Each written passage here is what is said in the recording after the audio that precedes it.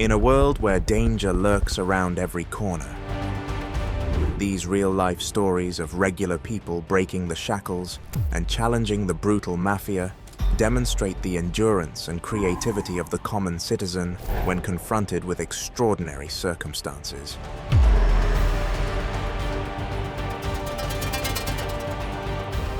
From thrilling encounters to jaw-dropping escapes, as each story unfolds, you'll be enthralled by the unexpected twists and turns. Alejo Garza Tamez. Alejo Garza Tamez, born in 1933 in Allende, Nuevo León, came from a village set in the wooded hills of Nuevo León, about 50 kilometers south of Monterrey.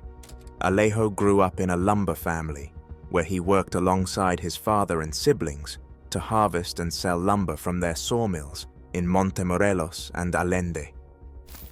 Alejo, known for his persistent work ethic and dependability, acquired the faith and admiration of his peers, with many describing his words as a solemn contract. Aside from his economic ventures, Alejo was actively involved in community activities, pushing poultry farming as a viable alternative to the struggling orange orchards in his area. Alejo developed a strong interest in the outdoors at a young age, immersing himself in activities such as hunting, fishing, and shooting. He was an ardent marksman who improved his hunting skills, specializing in doves, geese, and deer. Alejo amassed an excellent collection of sports rifles throughout the years, demonstrating his dedication to his favorite pastimes. With his brother by his side, Alejo went on a new enterprise, purchasing the San Jose Ranch in Tamaulipas, about 15 kilometers from Ciudad Victoria. This pastoral retreat served as a sanctuary for Alejo, giving him a beautiful setting in which to pursue his passion for hunting and commune with nature amidst Tamaulipas's calm vistas.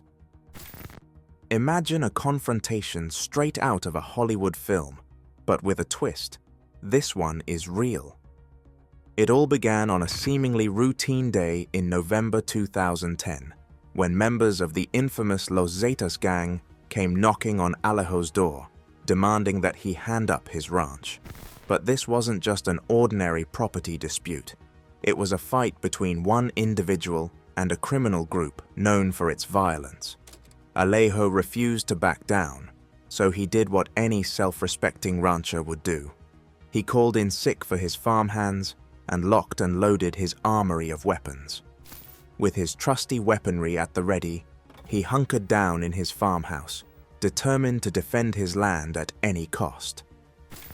As daylight came, the cartel's SUVs arrived on the property, signifying the beginning of a deadly game of cat and mouse. The air crackled with suspense as warning bullets rang through it, preparing for an epic clash. But Alejo was not prepared to give up without a fight. With steely resolve, he returned fire, unleashing a hail of bullets that sent the cartel fleeing for cover. Despite being outnumbered and outgunned, Alejo held his ground, transforming his modest home into a fortress of defiance. The cartel, taken aback by Alejo's savagery, launched a torrent of gunfire and grenades in a desperate attempt to drive him out. But Alejo wasn't going to let them have their way. With each explosion and gunfire, he remained steadfast in the face of danger. As the dust settled and the smoke cleared, the ranch fell silent, a monument to Alejo's courage and fortitude. Inside, Mexican Navy personnel discovered a sight right out of a war zone. Bullet-riddled walls, shattered windows, and abandoned bodies littered throughout the premises. But in the mayhem, one fatality struck hardest of all: Alejo himself. With 2 bullet wounds in the chest and 1 in the head, he fought fiercely till the end, risking everything to protect what was his. Alejo may have lost the battle, but his memory continues as a symbol of defiance against injustice. In the aftermath of the siege, the media had a formidable challenge. How to report on such a significant event without risking retaliation from the same criminals at its center. Many local news agencies were hesitant to report on the events, fearful of the Los Zetas cartel's powerful influence and thirst for vengeance. However, one journal ventured to oppose the cartel's control over information. The Milenio newspaper bravely broke the silence, bringing Don Alejo's story to the forefront and sparking a firestorm of public attention. As word of the siege spread like wildfire on Mexican social media channels, Don Alejo emerged as an unlikely hero, a symbol of resistance against organized crime. Despite the considerable attention received by his courageous stand, Alejo and his family have yet to receive justice. Surprisingly, no formal investigation into his murder has ever been conducted, and no charges have been filed against the murderers, the notorious Los Zetas gang. It serves as a harsh reminder of the obstacles that law enforcement faces in areas rife with corruption and criminal influence. Nevertheless, Alejo's legacy lives on, beyond the bounds of news headlines and social media chatter. Across the country, he is regarded as a paragon of virtue, a man who fought evil with steadfast dignity, honor, and bravery. Manuel Torres Felix. Manuel Torres Felix, a name lost in the murky archives of Mexico's drug underworld, is a guy whose life is a sad epic of battle, treachery, and a descent into madness. His journey from the heights of cartel power to the depths of his own personal anguish is a sobering reminder of the lethal forces at work in the world of organized crime. Manuel was raised in an environment where authority was measured in kilograms of narcotics, and loyalty could be purchased with a gun. Raised in the vast plains of Sinaloa, a province notorious for drug trafficking, he was exposed to the merciless intrigues of the criminal underground from an early age. Manuel discovered his calling in the tumultuous terrain of 1990s Mexico, where he joined the Cali cartel, a massive criminal organization that controlled vast territory. With ambition burning through his veins, he ascended fast through the cartel hierarchy, leaving a trail of blood and broken alliances behind him. His rise was facilitated by the arrest of his brother, Javier Torres Felix, a cartel leader, which created a power vacuum that Manuel was only too eager to fill. Manuel struck an unholy alliance with Ovidio Guzman Lopez, the son of Joaquin El Chapo Guzman, Mexico's most notorious drug lord. They controlled the lucrative trafficking routes that stretched from South America's jungles to Mexico's borderlands, regulating the flow of narcotics that fed the American market's insatiable appetite. But underneath the facade of power and riches, simmering tensions would eventually tear the cartel world apart. Greed and ambition drove the Cali cartel and the Beltran Leyva organization into open conflict in 2008, shattering their delicate relationship. Manuel, also known as LM1 within the cartel, was caught in the crossfire of this vicious conflict, his loyalty ripped apart by the shifting sands of betrayal. April 18, 2008 was a watershed point in Mexico's horrific history. Torres Acosta, Manuel's 20-year-old son, passed away in a daring ambush orchestrated by Beltran Leyva organization members, as were his sister Alondra and Manuel's sister-in-law, Lisha. The vicious attack, intended to send a message to LM1 and his allies, instead unleashed a firestorm of rage that destroyed everything in its path. Fueled by sadness and fury, LM1 embarked on a path of vengeance that would leave a trail of carnage in its wake. In the days that followed, he unleashed a wave of fear on Culiacan's streets, with his troops chasing down Beltran Leyva organization workers with deadly precision. But LM1's rage did not just harm his opponents. In a terrible display of sadism, he attacked those closest to him, subjecting them to excruciating pain in his quest for vengeance. Among his victims was Roberto Carlos Barcelo Viagran, the municipal police commander, whose body bore the terrible markings of LM1's fury.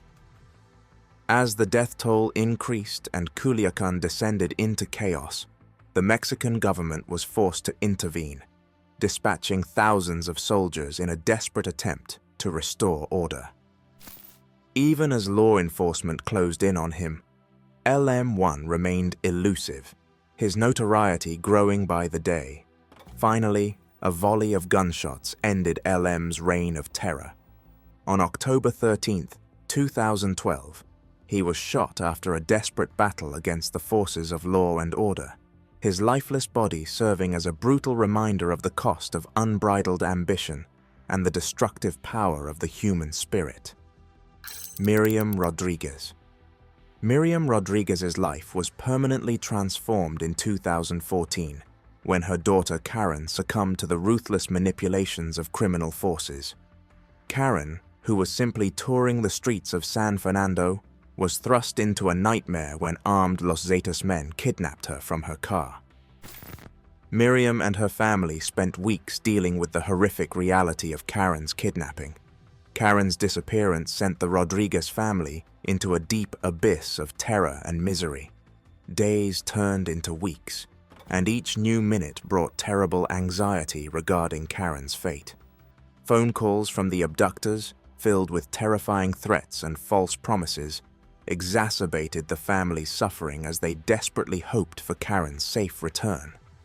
Desperate for Karen's release, the family patiently followed the abductors' demands in an attempt to reunite with their darling daughter. However, despite their unwavering obedience, the anticipated reunion remained elusive, leaving the family in despair. As the days stretched into weeks and hope evaporated, Miriam was confronted with a painful reality. Her daughter's condition could be much worse than they had anticipated. With each passing day, the shadows of uncertainty grew darker, casting a cloud of anguish over the Rodriguez family as they faced the unthinkable, Karen's demise. Faced with the terrible weight of loss and the threat of unanswered questions, Miriam made a daring decision: confront the forces behind her daughter's disappearance. In a daring act, fueled by desperation and commitment, she sought a meeting with a cartel member, hoping against hope to learn even the smallest hint concerning Karen's whereabouts. Despite her best efforts, Miriam's desperate gambit yielded little noticeable results. The cartel member, professing ignorance of Karen's plight, offered help in exchange for a significant sum of money, a terrible turn of events that only added to Miriam's agony. Miriam, undeterred by setbacks and driven by an unwavering desire for justice, set out on a single mission: to unravel the convoluted network of deception and brutality that had imprisoned her daughter. Armed only with her strong will and unwavering determination, she plunged deeply into the heart of darkness, desperate to confront the creatures who had kidnapped her daughter. Miriam's hunt for justice was marked by an unrelenting commitment to truth and accountability as she pieced together fragments of evidence and pursued trials wherever they went. Miriam went to extreme lengths in her pursuit of justice, tracing down cartel members' social media accounts and staking out their homes. However, her journey was laden with peril at every turn, as she valiantly and determinedly navigated the treacherous terrain of the criminal underworld. Despite the mounting fear of violence, Miriam persisted, motivated by a single goal: to bring her daughter's kidnappers to justice for their heinous crimes. Miriam Rodriguez, clutching a handgun in her purse, dashed past mourning crowds on the bridge to Texas. Every few minutes, she would pause to catch her breath, her eyes fixed on the photo of her next target, the florist. For a year, she had been on his trail, painstakingly following him online, gathering information from the criminals he connected with, and even contacting his naive family to learn his whereabouts. Finally, she got a tip. A widow had called to inform her that he was selling flowers across the border. Miriam had been relentlessly searching for the killers of her 20-year-old daughter. Half of them were already in prison, thanks to Miriam's determination rather than law enforcement operations.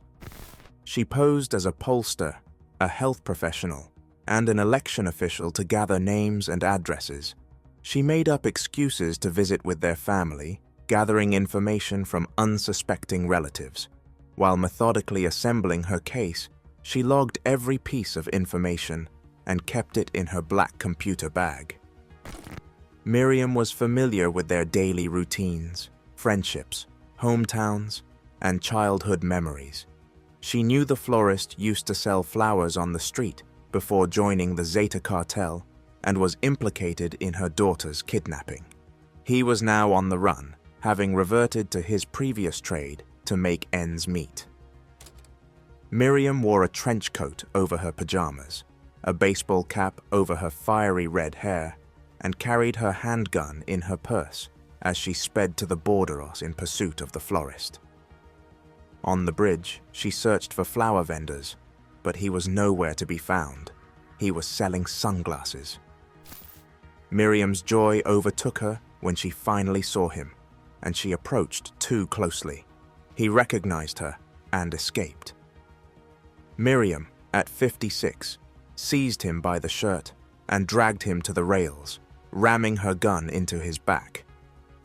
"If you move, I'll shoot you," she warned him, according to family members involved in her desperate attempt to apprehend the florist. She held him there for approximately an hour, waiting for the police to arrive. Miriam captured nearly every living member of the gang responsible for her daughter's kidnapping during a 3-year period. A motley crew of crooks who had attempted to rebrand themselves as born-again Christians, taxi drivers, auto salespeople, and babysitters. Miriam's relentless efforts began to bear fruit as the days progressed into weeks and months. With unwavering persistence and resolve, she gradually unraveled the intricate web of deception that had taken her daughter, uncovering crucial clues that would eventually lead to the arrest of those responsible for Karen's kidnapping. Miriam's pursuit of justice was not without sacrifices, as she endured countless sleepless nights and hard days in search of the truth. Despite the personal cost of her relentless quest for justice, Miriam remained steadfast in her devotion, motivated by a genuine desire to honor her daughter's memory and guarantee that her voice was not silenced. Miriam's valiant pursuit of justice was sadly cut short on Mother's Day, 17 March 2017, when she was the target of a vicious attack by freed inmates tied to Karen's abduction.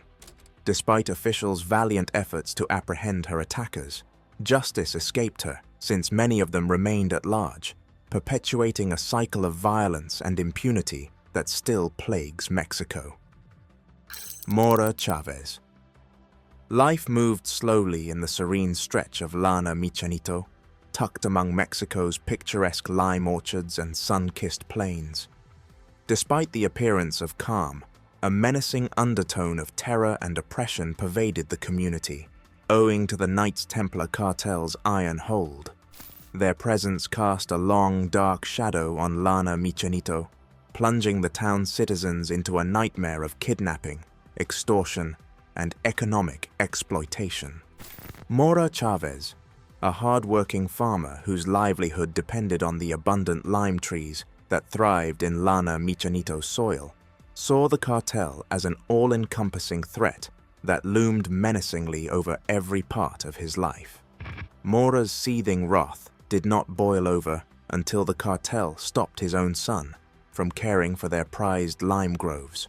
Mora Chavez, driven by a steadfast determination to free his village from the suffocating grip of cartel tyranny, gathered a disparate group of like-minded individuals and formed a vigilante self-defense squad, a daring act of defiance that would forever change Llano Michanito's fate. Their voyage was laden with peril and uncertainty, with each step forward bringing danger and the looming threat of revenge. Despite the tremendous obstacles heaped against them, Mora and his valiant friends persisted, driven by an unwavering resolve and a burning desire to recover their freedom. In a daring and audacious attack on the cartel's heavily guarded stronghold, they faced danger and hardship at every turn, with Mora's heroism, inventiveness, and steadfast commitment to the cause bearing witness to their victory. However, their hard-won success proved short, as internal disagreement and strife threatened to destabilize the delicate peace they had worked so valiantly to establish. Lana Mikanito was on the verge of anarchy and uncertainty after key leaders were imprisoned and alliances were shattered. Despite the upheaval and uncertainty, Mora Chavez emerged as a towering figure of perseverance and hope, a light of unyielding determination in the face of adversity. His unwavering dedication and indomitable spirit inspired others to hold fast to their values, even when new threats and challenges loomed on the horizon. When El Americano, a rival vigilante leader, arose as a divisive and polarizing figure, Mora stood steady in his opposition, realizing the tremendous threat his rise posed to the fragile unity and cohesion of their troubled community. As tensions rose and tempers flared, simmering enmity between rival factions boiled over, resulting in a terrible and brutal fight that claimed the lives of Mora's beloved son and devoted companions. Their gallant sacrifice would be permanently carved on Lana Mikanito's history, a painful reminder of the cost of liberty and the lasting legacy of bravery and selflessness. Despite the heartbreaking loss and suffering, Mora Chavez persisted in his unflinching quest for justice and accountability. Using his newly acquired authority and prestige, he diligently fought for harsher anti-cartel measures and reforms, vowing to eradicate corruption and impunity from their troubled society once and for all. However, his uncompromising position and unwavering pursuit of justice earned the ire and hatred of enemies such as El Gordo, a former comrade turned bitter foe whose grudge against Mora threatened to undermine his noble cause and undo everything they had worked so hard for. In a cruel and tragic twist of destiny, Mora's worst fears were realized when he fell victim to a vicious and cowardly ambush staged by El Gordo and his deadly henchmen, an act of senseless violence that silenced one of the cartel's most outspoken and courageous critics. As inquiries into Mora's death progressed, the truth about his terrible demise revealed the depths of depravity and corruption that had blighted Lana Mikanito for far too long, emphasizing the critical need for change and responsibility. Though Mora Chavez was silenced by fate, his indomitable spirit and unwavering commitment to the cause of justice and freedom remain a powerful and enduring legacy, a beacon of hope and inspiration for future generations to carry on his noble quest and strive for a brighter, more just future for Lana Mikanito and beyond. Kiki Camarena. The kidnapping and sad demise of DEA agent Kiki Camarena on February 7, 1985, shows the dangerous and deadly landscape of Mexico's criminals in the 1980s. At the time, Mexico was embroiled in a violent war against powerful drug cartels, with the Guadalajara cartel ruling supreme as one of the country's most fearsome criminal enterprises. The Guadalajara cartel, led by kingpins Miguel Angel Felix Gallardo, Rafael Caro Quintero, and Ernesto Fonseca Carrillo, exerted enormous power and influence, controlling wide expanses of territory and arranging the trafficking of billions of dollars in narcotics into the United States. Agent Camarena's objective was clear: disrupt cartel activities and stop the flow of illegal drugs into the United States. He was stationed in Guadalajara and was well aware of the dangers of dealing with such a tough opponent. Camarena remained undeterred, motivated by a strong sense of responsibility and a firm dedication to justice. In November 1984, the DEA and Mexican Army started a huge operation against Rancho Buffalo, a vast ranch run by the Guadalajara cartel.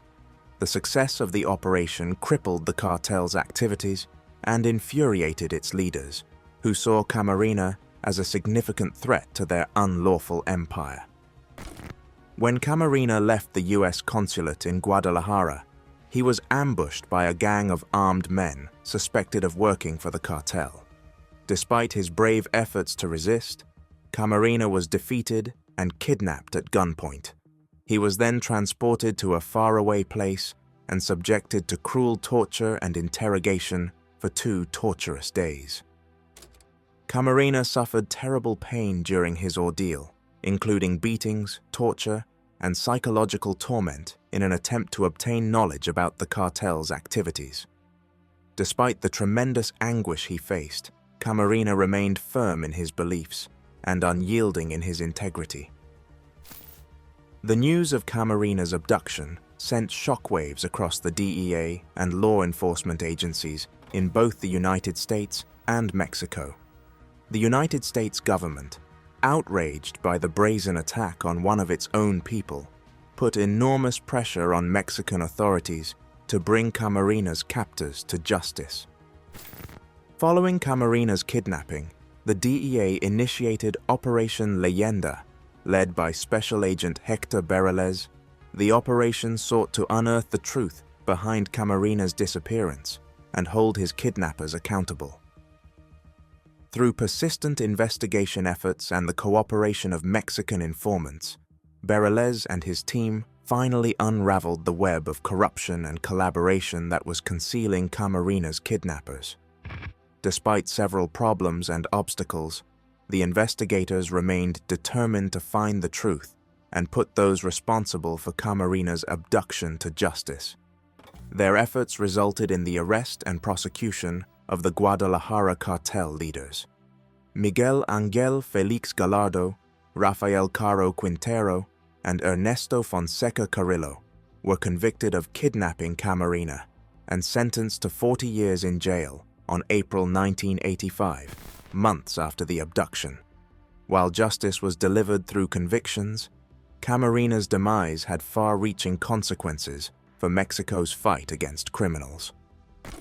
His terrible demise acted as a rallying cry for law enforcement officials on both sides of the border, urging them to step up their efforts to combat drug cartels and bring their leaders to jail.